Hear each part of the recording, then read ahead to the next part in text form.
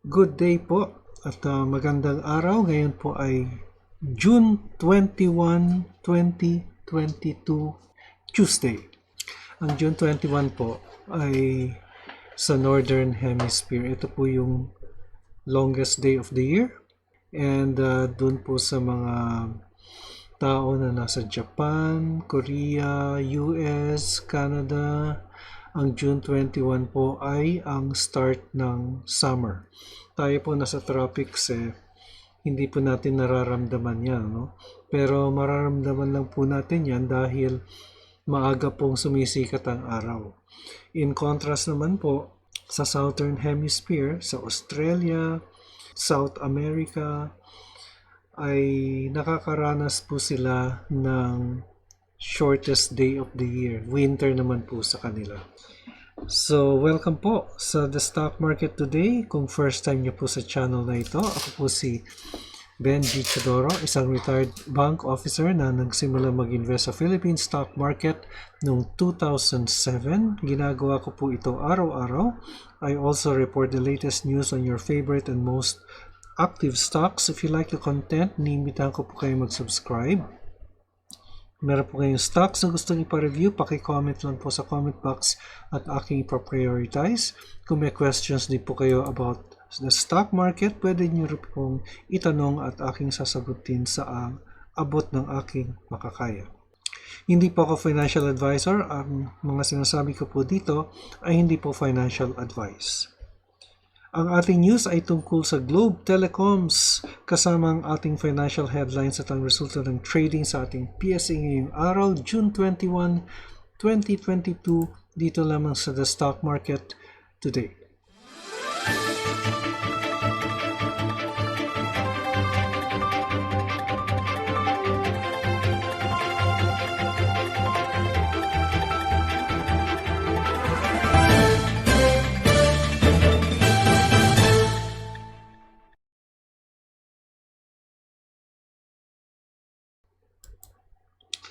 Ang ating financial headlines po ay matatagpuan sa BDO Securities, no? Dito po sa ating economic news. Marcos to head Agriculture Department advocates clean mining. So, sinasabi niya po dito na in the meantime na wala pa siyang mapiling head ng agriculture, siya daw po muna. At gayon din naman, siya ay in favor of open pit mining as long as they do not harm the environment. Sabi po sa isang poll, the BSP may go for up to 50 basis points hike. T-bills rates climbed across the board. So yung 91-day T-bills ay nag-increase ng 18.8 basis points or 1.76%. Glow to raise 32 billion via SRO. So meron siyang stock rights offer at ito po ang ating main news. Then Wilcon on track to reach 100 store target by 2025. Pizza expects better second quarter iced potato corner expansion. Okay, so let's now go to our main news, which is here sa BDO Sec, no? Glow to raise 32 billion via SRO or stock rights offer. Glow announced yesterday that its board of directors approved a stock rights offer that may raise up to 32 billion pesos, which will be used to fund its network expansion and repay debt. The common shares for the SRO will be issued out of the increase of the company's authorized capital stock, which was approved by Glow's shareholders last April 26. So ito po yun, no?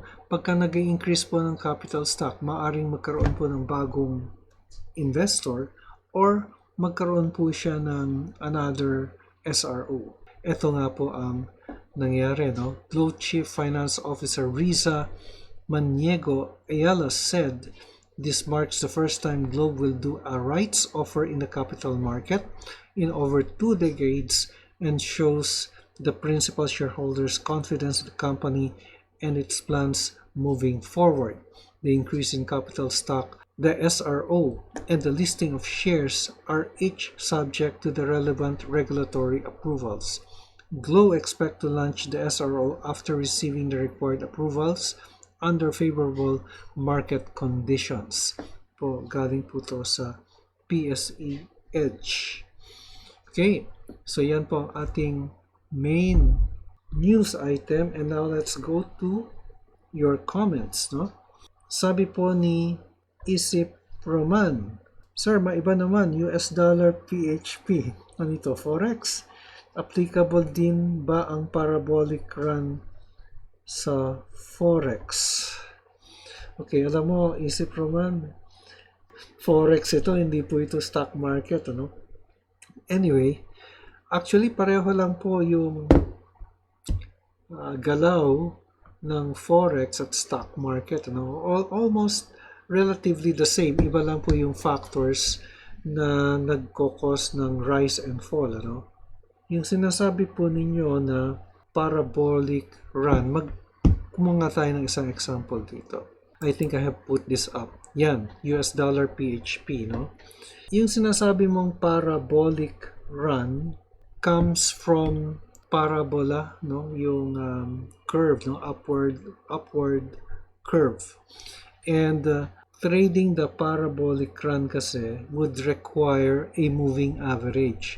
So for instance, you use a 20-day moving average or a 30-day moving average, in which case gamitin natin yung 20-day, ano, yung blue line. Normally po, pagka nagtatrade po tayo ng stocks, pareho lang po yan, no? Kung yung blue line po ay under, bullish po yung Forex, no? Pagka nasa ibabaw po yan, bearish po siya. Or pababa yung trend. At alam po natin, as in the stock market, trend is your friend. Yun po yung motto natin pagka nagta-technical analysis po tayo, di po ba?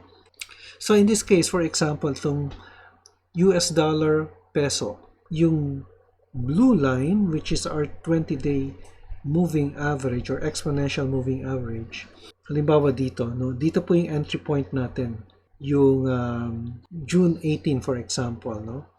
Kasi po nag-cross na po siya at nag-under, and then it continues to move upwards until, depende po sa style ng trading nyo, no? Pwede po kayong mag-exit dito dahil nag-stabilize na po yung rate, and then buy again here, no?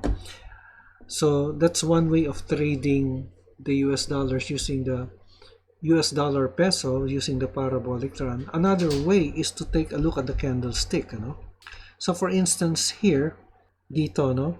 So nagkaroon ka ng bullish candle here, and then pwedeng dito ang entry point mo, no? Titingnan mo rin yung RSI na above the midpoint, which is now 58. So pwedeng ito maging entry level mo, and then you just ride the trend, ano? Another is, kasi nagkakaroon po ng, after a rise in, pagka nagkakaroon po ng bullish candle, nagko-consolidate po yan, eh. So you can buy during the pullback or during the consolidation phase. So that's another way of trading, no? So right now, bullish po yung dollar peso, meaning nagde-decline po yung value ng peso natin. At tumataas po yung US dollar because of the rise in US interest rates, no? And the differential between our interest rates and the US rates. The tendency is for money to go abroad. Diba? Kasi mas mataas ang rate sa US, kesa dito sa Philippines. So the investments will go abroad.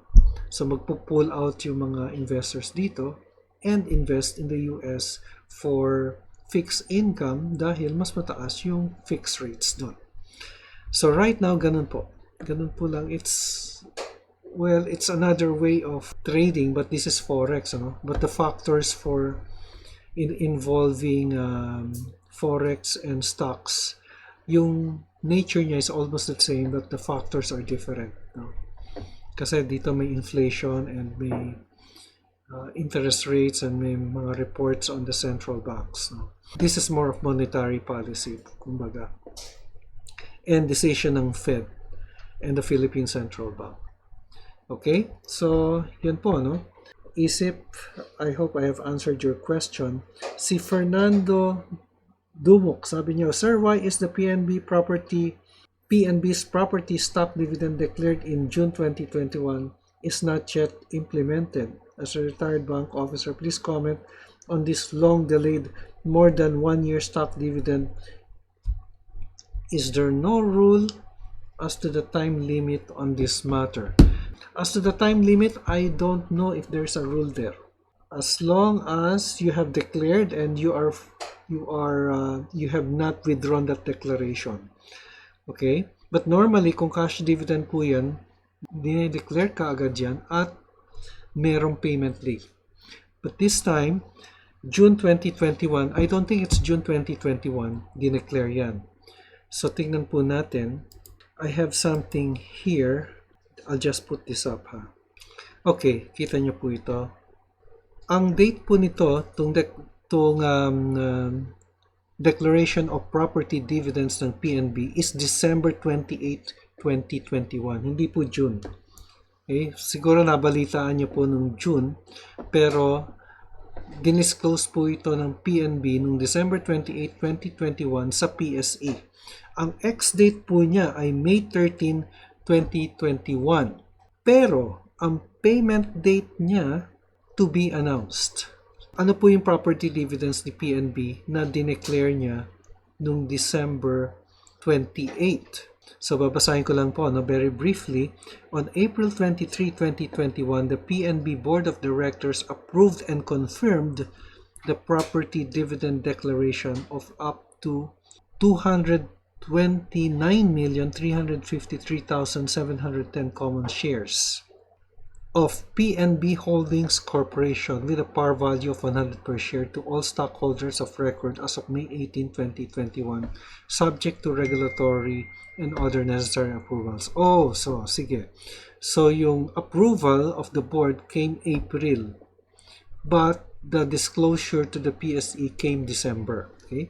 The property dividend shall be paid at a ratio of 0.156886919 shares, or less than 16% for every 1 share of PNB. So for every 1 share of PNB, you have a property dividend of less than 16% or 0.1568 of the PNB Holdings Corporation. Okay, the ratio for the property dividend was determined by dividing the total number of outstanding shares as declared as property dividends of PHC, which is 239,353,710 common shares, by the total outstanding shares of PNB of 1,525,764,850. In case of stockholders entitled to a fractional PHC shares, PNB shall pay for such fraction in cash.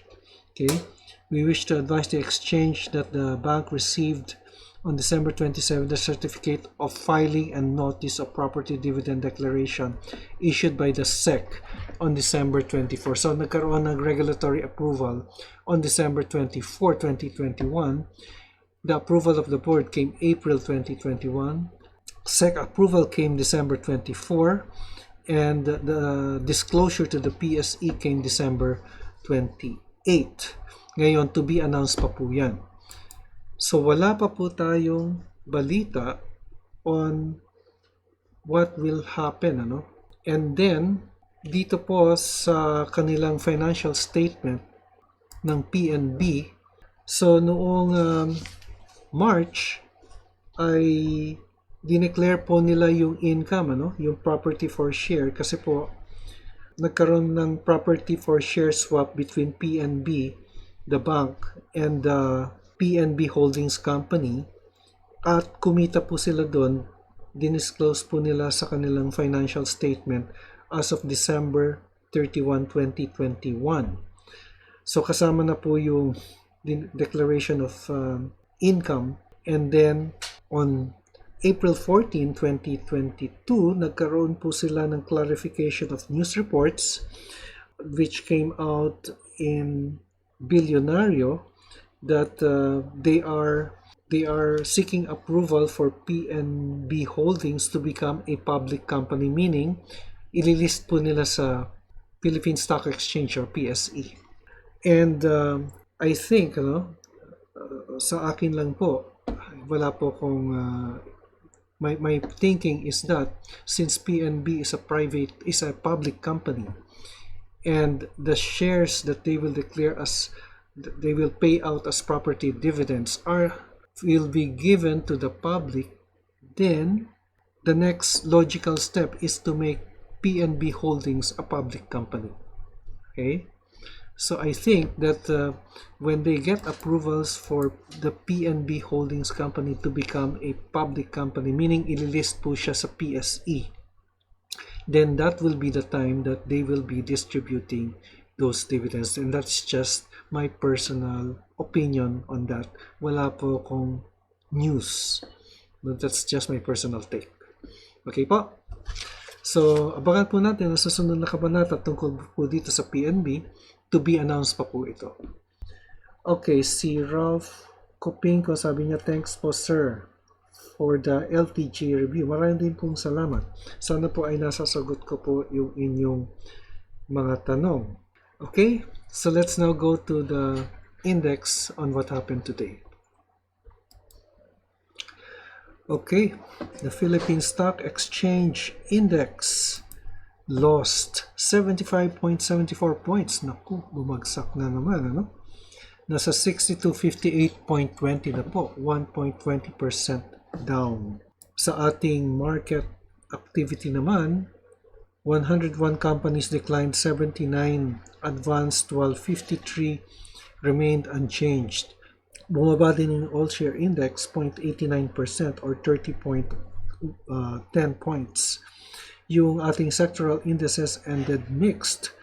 Financials, holding companies, properties and services are down, while the industrials and minings are up. Pero hindi po nahila, kaya po on the overall, ang index natin and the all shares are down.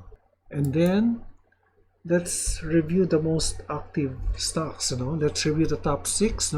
SM, Ali, Converge, SEVN, SMPH, and Web.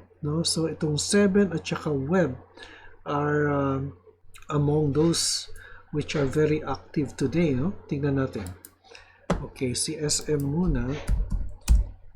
SM Investments po ito. So it's down, just following the sentiment of the index, and SM is one of the largest capitalized company in the 30 company index, so it's down at 774, and it continues to be the trend continues to be downwards or bearish.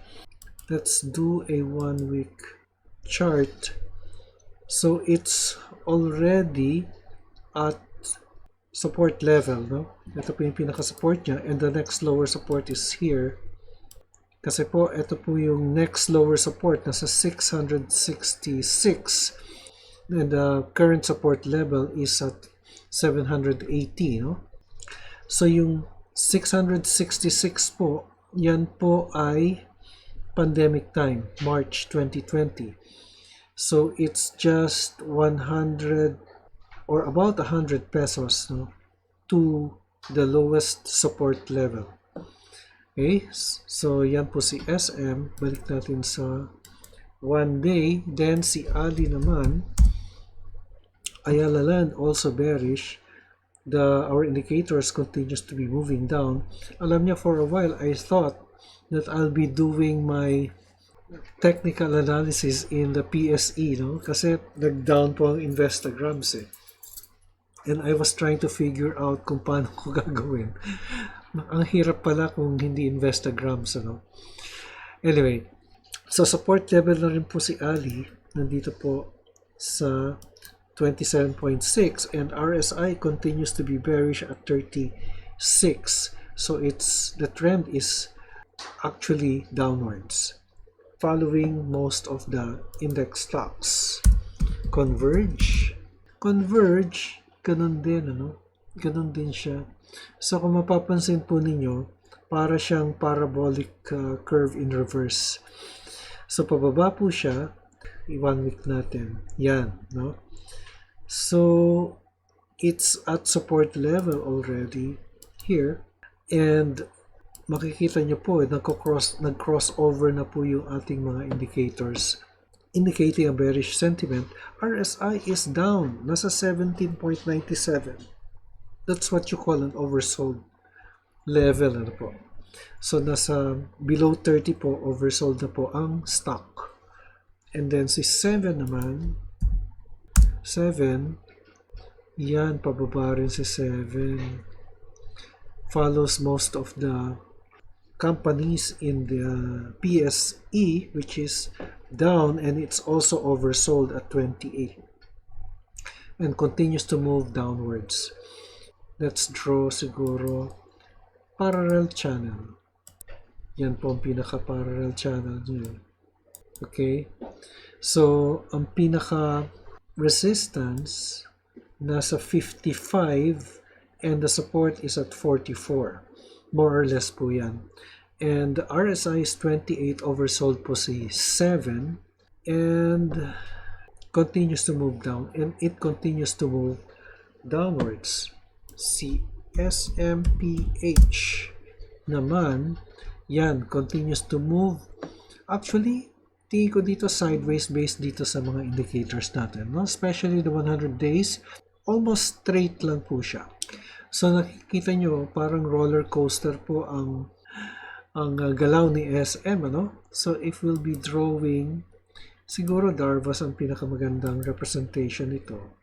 Dahil yan po yung range. Range ni SM. Kita nyo to, meron siyang peak dito na dalawa. Ayan po, no?